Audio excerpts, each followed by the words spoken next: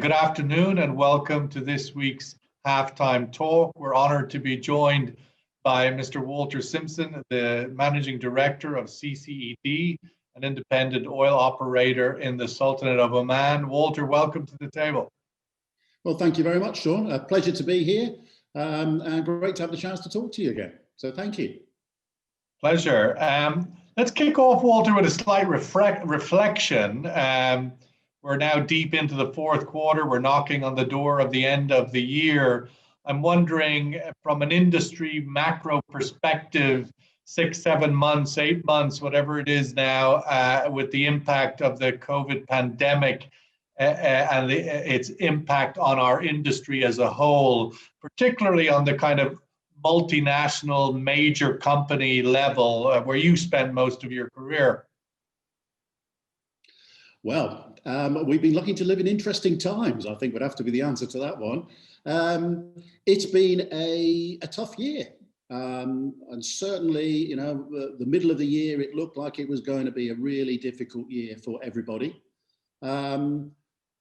Didn't quite turn out as bad as that. I think the recovery in the oil price to sit where it is today has been very beneficial for us, and that's hung in there.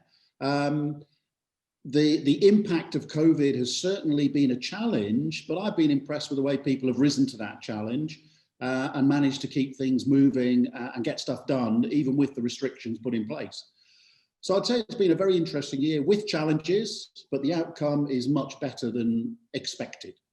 I mean, if you look at it from an industry point of view, the major oil companies, the national oil companies, the international oil companies who faced an unprecedented collapse in demand for the April second quarter, 20 million for the year on average, 10 million. It has had the consequence of triggering some accelerated transformation in the industry, and particularly on the international energy company side. I'm wondering, what do you think will be sustainable? What will be the legacy transformational, or will this be in the rearview mirror just a temporary moment, or what will last, do you think, as we go forward? Oh, now that's an interesting one. Look, I do think you're absolutely right. I think it's accelerated a lot of work that people were thinking about, but they were forced into accelerating it. I actually think that's potentially really good, and I hope it doesn't become something that goes to the rearview mirror. You know, we've got some really challenging times ahead with some big issues to wrestle with as an industry. We look at hydrocarbons at present. About 80% of the energy generation is from hydrocarbons of some description. And when you put that together with global warming, that's going to have to change. And so how do you get yourself set up for being part of that change rather than being a victim of it? And I think that's what we're starting to see from the majors is, okay, I want to be part of that. I don't want to just suffer from it. What can I do to be part of that? And certainly we've seen from the likes of Shell and BP announcing they are going to be part of that change in the energy mix. We are going to be benefiting from it, as they say, and we're going to be leading in it. And I think that's something that's going to be a real challenge for them. You know, there's limited capital for anybody. So where do you invest that capital? Hydrocarbons aren't going away. You know, I still think they're going to be a major part, if not half of the energy mix, even if we do get to the place we want to be with climate change. But it's how you spend that capital. And you saw from the share prices that the markets didn't necessarily like the message that the oil and gas industry was moving away from, or those majors were moving away from the traditional high returns of developing hydrocarbons and moving to the renewable areas. So, you know, it is an interesting point, that in the sense that through this 6 months of COVID, there was some fairly major announcements on net zero, BP making some big structural changes. And at the same time, obviously, the oil price had fallen dramatically. So within all of that, the share prices of the majors also collapsed. And it was unclear whether they'd collapsed because of the oil price, obviously, but how much of the impact was the transition. And now we're seeing just in the last week some bounce back from the oil majors on the equity markets, which would indicate that there's still life in the old dog yet, so to speak. Yeah, it would, but I think that's a reflection of the fact we're seeing recovery in the demand, and it's still very, I would say, fragile. I still think there's a bit of optimism in the oil price. If I'm honest, I'm still a bit of a bear with that. There's still challenges about the recovery. We can see with the second waves. The vaccine is really optimistic news, and I think people are banking on that for recovery next year being accelerated. But I still think there's a way to go there. And we have to counterbalance that with, OPEC still have their cuts in place. Will they decide to push those next step up further back, or will the pressure of the economies of the individual countries come out to play and they won't defer that cut? Libya's bringing production back into play. What's going to happen with the Biden administration and sanctions on Iran? Will that production come back? Will a Biden administration move to lifting sanctions on Venezuela, and will that come back? Will there be a counterbalance from environmental and air quality policies hitting shale in the use? There's a whole bunch of uncertainty that's sitting in there that says, look, hydrocarbons are going to be part of the mix for a long time to come. There's definitely a place for these companies. But if you're really looking for a long-term dividend from the likes of Shell and BP, they're going to have to change their business model a bit. And I'm encouraged to see they're looking to do that. Question is how the market sees it and whether they think somebody who's a renewable specialist should be doing it instead. I mean, one of the things we've noted, Walter, in each downturn for the oil and gas industry has been significant layoffs. It's kind of the instinctive reaction of the sector. Cut as much as you can, as quick as you can. And on this occasion, it has happened again. I'm wondering, where do you think the legacy of that is? It strikes me that those cuts are going to be permanent, given all of the other changes you mentioned. I think they are, to be honest. And I think we've seen a certain element of the skills that the industry had leaving the industry, and they're not going to come back.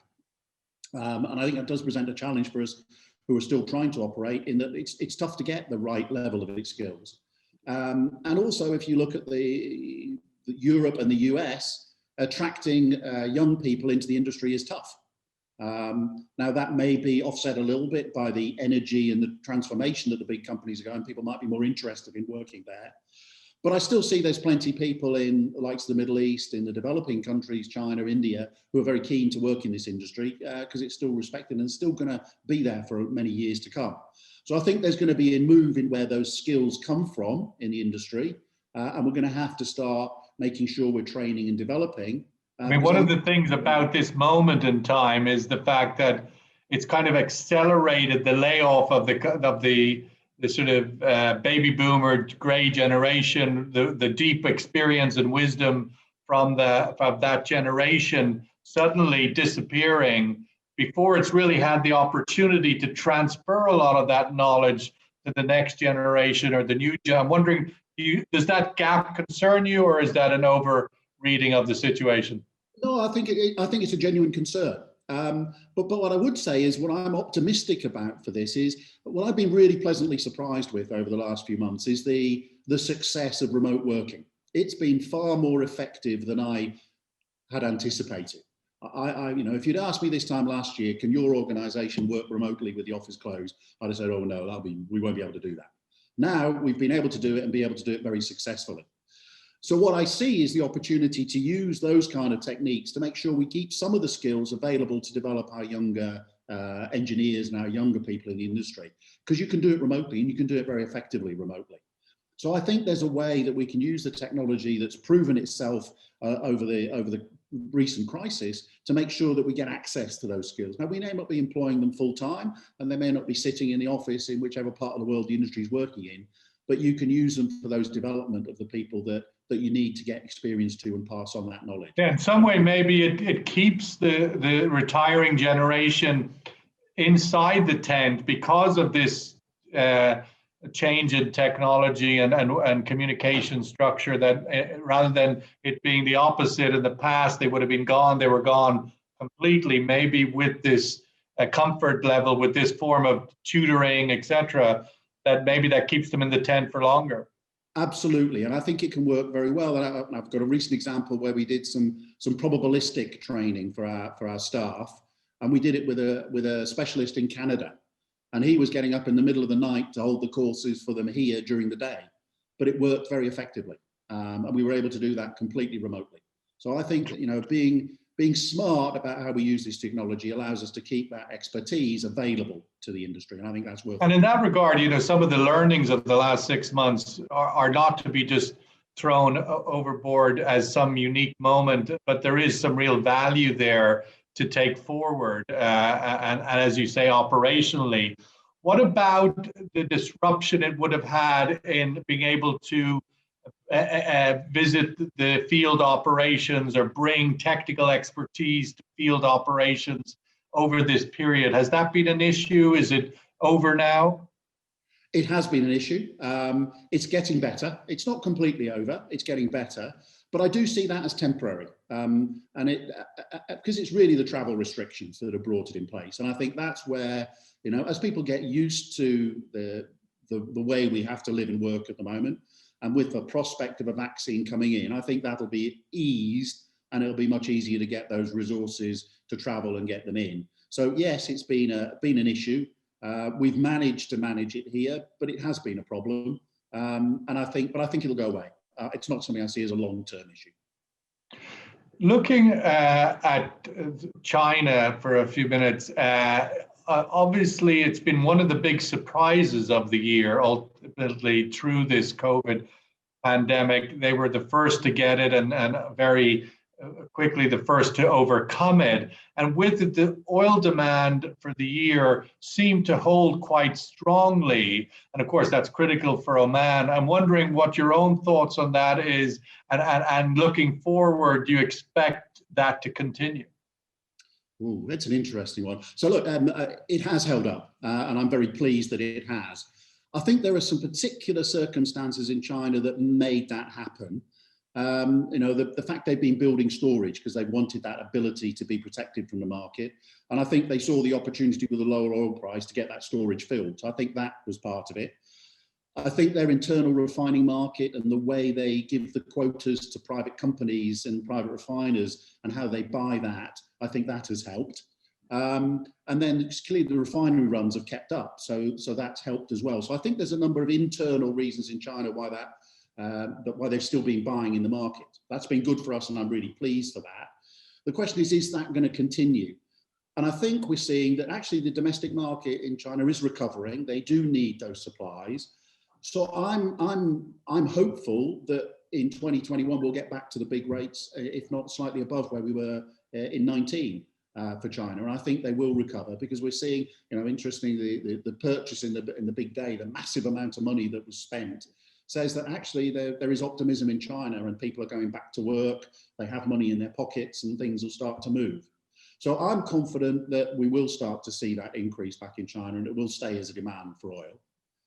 But interestingly, I think there are some things that again have happened during this year, similar to what we saw with the international majors looking about their transition to energy. I think we'll start to see that accelerating in China as well. You know, we are starting to see that there's a big push for the new electrical vehicles. And there's incentives in place for the manufacturers to put in electric vehicles. They're trying to get rid of internal combustion engines quicker in China. There's a push to move away from road, and that's air quality really rather than anything else, but move away from road transport and diesel to rail and electrification. And so I've started to see that's accelerated over the last period of time, partly through, you know, also the population changing their habits, because people now aren't necessarily taking public transport if they could get on a scooter. And scooters. I mean, the transition is clearly a big unknown, and the Chinese have many reasons to accelerate it. In the interim, clearly the demand for oil is quite significant, and yet OPEC Plus and all of its member parts, including your country and your company, are curtailing supply. At what point do you think that risks losing market share for all of you, given that these countries and these regions are still have a significant demand consumption for oil? I mean, it is a delicate balance looking forward to 21.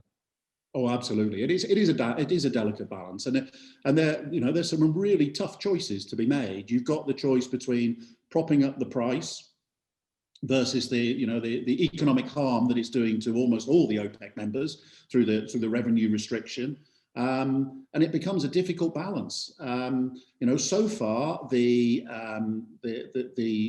conformance with the cuts has been very good. Is that going to last into the middle of next year? It's going to be tough because there is real hardship on a number of the member states because of that drive in revenue loss. So I think there's some difficult times ahead for people. And clearly, with Libya production coming back, if Iran sanctions go away and Iran production comes back, if Venezuela production comes back, so there's going to be challenges in the market, and it then may well come to who can get their market share back. And then, of course, distance matters. The Middle East is very conveniently placed for supplying China. So Venezuela isn't so conveniently placed. So you just start. Do you think there is on that particular point, the composition of the barrel? Obviously, the Chinese have been very attracted to the sour barrel more. Now Libya is coming, it brings a sweet barrel. Do you think composition will matter in 21 or demand for everything? We've seen this year that the composition has had an impact. Clearly, you know, the lighter ends for your aviation fuels, for your diesel, haven't been in such demand. So there has been a slight change in that demand. I think next year it'll probably carry on pretty much the same. But I do think there is going to be a shift, particularly when you look at the trends in China for refining to move to chemicals rather than the distillate products. And I just think that may well have an influence about where China goes for its oil in the future and how that might impact things. So I think there is going to be some changes over the years. And exactly who will be the benefit from those, I think that's a little bit of a tougher question to answer. Yeah, because we're going to see, I think you're already seeing the closure of smaller teapot refineries in China, where and the big wheel of time, really, the only ones that will survive are the scale, and they're integrated into petrochemicals at least, and that might be the case everywhere. I think it could be, because I do think, and you know, it's back to our original point about the transition I think, you know, the transportation fuel, as we electrify around the world, we're going to move away from that consumption of diesel. That's a big driver for those fuels. And I think it's going to get harder and harder over the next 20 to 30 years for individuals to buy internal combustion engines. And so I do think there's going to be a move in the refining markets from the transportation fuels through to the more petrochemical type refining. And I think that's going to be an interesting, how quickly that happens is going to be very important. And I think it will be driven by the move to rail, by the move away from diesel and internal combustion engine and the electrification. People will still want to travel, but it's the ability to travel with electric powered vehicles rather than diesel or petrol powered. And how does that work from the electrification perspective, and what's generating that electricity is going to be really important. Well, on that, we got the Biden administration now coming into office in the US with a slightly more green agenda. The current president, Trump, was quite critical in bringing the OPEC plus members together in March, April, the Russians and the Saudis in particular, to put together this massive, unprecedented supply cut agreement. The new administration may not be as inclined to use up political capital, if you want, to push forward the same kind of triumvirate. I'm wondering, generally speaking, what your outlook for the Biden administration is for the oil industry as a whole, and maybe we can drill down a little bit into its parts. Look, I think there's a real opportunity here. The Biden administration, they're coming into a place where I feel as though the US stepped away from its global leadership role under the previous administration. And why is that important? Well, I think it left a vacuum. They stepped away from the Paris Climate Agreement. They stepped away from the World Health Organization. They stepped away from the leadership in the COVID pandemic. And I think that left a void. And they most importantly stepped away from the Trans-Pacific Partnership Trade Agreement that we've now seen as sort of in its place come a China version. Which has and was signed just yesterday, and whether or not that gets ratified, we'll see. But certainly, there's been a big move from the US from that global leadership role, and I think China has stepped into that place. Now they haven't taken it over, I accept that, but they've started to look at that, and I think there is a clear need for that relationship between the US and China to be reevaluated, and we see that across the board. Now, why do I think that's important? Well, I think it's important because the US clearly, I believe, needs to step back into the Paris Climate Accord, and I think it will. And I think as part of that, it needs to bring leadership around the world about what people are going to do about climate change and how we're going to drive those governmental policies and those legislation that make sure people are driving towards that. And I think that will then have a repercussion back into the domestic US, where I recognise we still won't know until January whether or not they've got the Senate majority or not.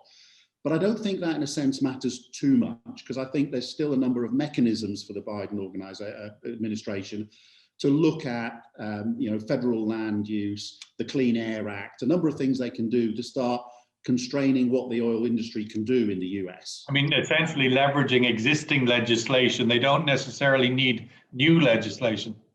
Precisely, and I think that is going to have an impact, and I think they will bring it in, and I think they'll bring it as part of the fact they want to step back in and take that world leadership role, and it's difficult to take a world leadership role in these areas if you're not doing it at home as well. So I still think that is something that's going to happen. I mean, somebody was saying to me the other day that one of the impacts for Biden on the domestic oil and gas industry in the US is that by the end of his term, it could look a lot like Europe, where the oil majors, ExxonMobil, Chevron, and the others who've been somewhat reluctant to move into the transition will now be compelled to do so. And I think that's a very valid forward look myself. I can't guarantee it, but I think that's reasonable. And I would be surprised if a Democrat administration didn't drive in that direction, to be honest. I mean, it's very unlikely that they're going to tolerate, just on a very simple level, the scale of flaring in shale production, which is somewhat unregulated. It is, and to a sense, the Trump administration turned a blind eye to it. I think they will start to bring controls in that. There will be an impact on it, and clearly that's going to start hitting the more uneconomic shale production at present. So yes, I think that will happen. I mean, one of the other things coming back to China and the Biden administration we've seen in the last year, and of course through this COVID period, a real sort of friction emerged in the relationship in the US and China, and with sort of aligned countries being caught in the middle of this standoff. I know obviously you've worked some time in Australia, who seem to be somewhat at the front line of you're either with us or against us, and it seems China's kind of put them into the naughty corner at the moment. I was wondering the outlook for that in terms of countries in Asia in particular who may be faced with those kinds of choices. Does that disrupt the sort of recovery of the energy sector next year? And how does a country like Australia navigate its way around those being caught in the middle? They're in a very tough position, if I'm honest, but it's not a new problem. I mean, I remember back in the 90s, there were issues around Australia being seen to be siding with the US against China. I think what's changed is China's grown and become much more like a superpower. And I think China is more flexing its muscles rather than Australia has changed. But Australia's tough position because 30% of its trade is with China, so it's got a really hard position to take when it's spending so much money. $180 billion or something of trade last year with China, so they do have a tough position to take there. Now, what do I think is going to happen? I think everybody, and I think the US and the Biden administration needs to take the lead. And it has been interesting to hear in the run-up to the election, and it is the change in rhetoric from the Democrats and from Biden, particularly around China. You know, they were much more placatory in the past. Now that rhetoric's changed, and I think they're going to have to reevaluate the relationship with China and whether or not that one China view that people have had in the past is still going to be valid going forward. So I think there is more to go on this one. But clearly, the Asian countries that have large trading relationships with China have got to have a very fine line to balance. Interestingly, when you look at the tariffs that China put on Australia, it wasn't any products that they wanted that was going to hurt them. You know, it was ones that they could either get from elsewhere or they weren't needing so many of at the time. So, you know, China's not going to cut off its nose to spite its face. And I think there needs to be some pragmatism in this. You've got to keep talking. And that's it'll be interesting because also you have the component of Russia, China vis-a-vis the energy flow from Russia into China and then the relationship between Russia and Europe. So there is some very big chess games to be played out. Even what the Biden administration's view is on Nord Stream 2, the new gas pipeline from Russia into Germany, which the Americans under Trump have been very much against, and whether Biden will sort of follow that same position. There's a lot to look at. But let's come back to where we started, Walter, just to wrap up. OPEC are meeting over these coming days, looking towards 2021. How do you see that from the point of view of what demand will support in terms of the OPEC plus countries recovering the supply that they're currently leaving off the market? It's over 7 million barrels a day that OPEC plus countries have kept off the market every month for the last number of months. Yeah, so January the 1st, the current plan is to reduce that cut by another 2 million barrels. And clearly, one of the discussions they'll be having today is, should we defer that and maybe save that cut till the end of, to beginning of February or beginning of March, beginning of April, should we do that? I think that's going to be a really tough decision for them. I feel as though the markets have built in that production is going to increase. And the oil price is hovering in the low 40s at the moment. They built in that. I'm not sure they want it to take a big jump up. If it stays around where it is, people are relatively comfortable with that. And at the same time, I know that there's a number of countries are feeling the economic pain of the cuts and are pushing hard to be able to produce more. I mean, the market has been quite resilient in absorbing the Libyan barrels, up 1 million, and yet the price has held pretty firmly in its same range. The market hasn't moved back into contango, so the demand for that extra barrel seems to be believable. It does, and there's optimism around it too. I have to say, I think the vaccine announcements have definitely helped in that optimism. People are thinking, oh, great, that means we are going to be back to normal at some point next year, so that's going to work. I think there's a little bit to go on the vaccines yet. Myself personally, I think this is the early announcements. I still think there's a few months before we get the final. It's a goer and it's starting out there and being distributed.